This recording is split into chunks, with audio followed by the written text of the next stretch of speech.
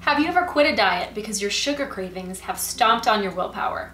Well, I've been there over and over, and it's not fun. So I have a simple recipe that will help you control those cravings and keep you on track. Let's go.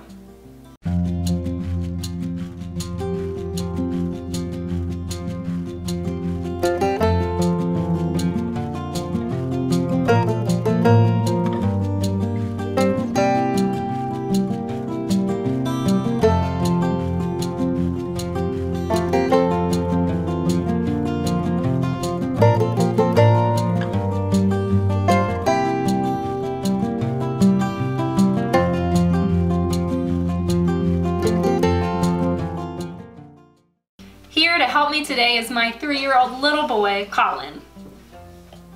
Can you say hi, everyone. Good job.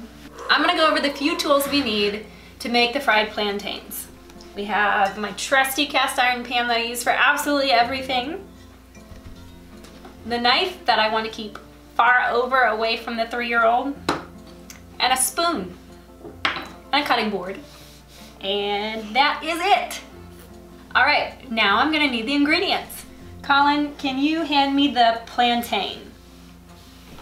Thank you.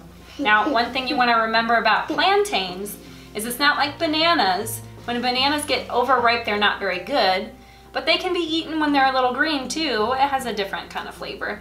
But with plantains, when they're not all gross looking, they don't cook as well and they don't have as much flavor. So wait until they get really gross. And bruised. It doesn't mean it's bad, it means it's ready to be cooked. Next, we are going to need our honey. Which one is the honey? That one. Can you hand it over here? Yep. Thank you. And if you are on a paleo diet, you want raw unprocessed honey, just like you want raw unprocessed coconut oil. Which brings us to our last ingredient, the coconut oil. Can you hand me the coconut oil, please? Yes. You're so helpful, thank you. Coconut oil, and that's it. These are all of our ingredients. You did a great job, buddy, thank you. Next is the prep, and the first thing I'm gonna do is put the coconut oil in the pan. And you can use ghee or butter or avocado oil. I choose to use coconut oil this time. It actually gives a pretty good flavor to it. And if you want to know why we should not heat it up too high, I have in my article at healthandhonesty.com, which we will put a link in for underneath this video, why we don't heat coconut oil up too high. So we're going to have to keep it right at medium first to heat it up, and then I'm going to turn it down to medium low. All right, next what we're going to do is cut the plantain. I'm going to move this stuff over. Honey should be next to the stove or wherever you're cooking. Because you're gonna be drizzling it over the plantains. I'm gonna move this over. And the way that I like to cut the plantain and open it is I make 2 cuts on each side. And if you cut at an angle, you're increasing the surface area of the plantain. It makes it more of a little dessert. So I'm gonna do that, and then I'm gonna do a small slit down the peel. And then open it. That's right. And then I just peel it open. Yep. All right, so this is a great banana. As you see, even though it looks bruised on the outside, it looks great on the inside. You want it a little soft, not too firm.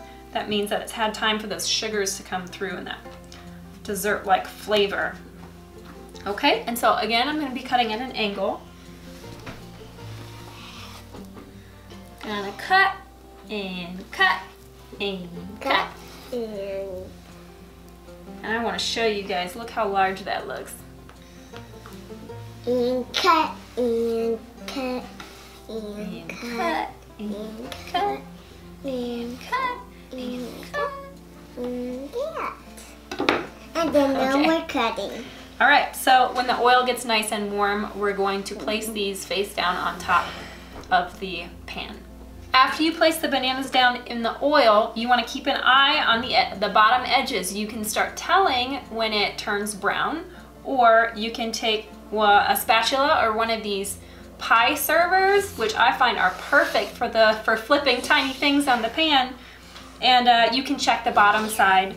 Keep an eye out. If the oil does smoke, then it's too high. The temperature is too high, so you need to turn it down. It takes generally about 3 to 4 minutes per side. You don't want it undercooked and you don't want to overcook, so this nice brown color, and then turn it over so that the other side can brown. About 2 to 3 minutes after you flip the plantain, I'm going to start the caramelization process. So I'm going to take that honey, dip a spoon in, and then drizzle it over the top, and then sprinkle cinnamon on top. So then I can flip it over and let it caramelize on that hot surface while I put honey on the other side. And this is just a drizzle. It's not a whole lot of sweetener because the plantains itself are pretty sweet, especially if it's aged a little bit longer. And then sprinkle that last side with cinnamon. And after you do all these steps, that's it. Super easy. All we have left to do now is plate and look at the fruit of our efforts. It's gorgeous. Are you ready to eat? Yes! Let's try one. You want this one? I want this one. Okay. Ready, set, go. You ate before me! It's so good. And remember, it's even better warm.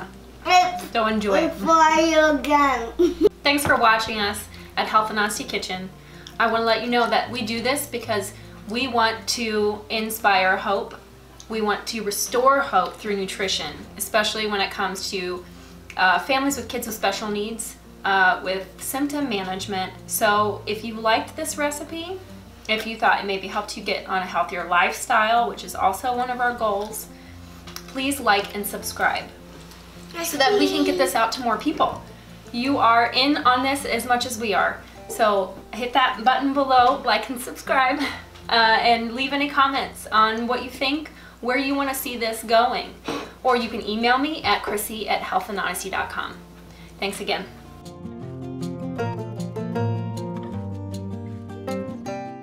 Okay, so before my 3-year-old eats all of the plantains before your very eyes, I want to do the question of the day. So what oils do you use to cook with and why? Please let me know, because that's going to set me up for my next article, Cooking Fats to Keep You Healthy. And you can find that at healthandhonesty.com. Please leave your comments below so that I can see them, or you can email me at chrissy@healthandhonesty.com. Bye.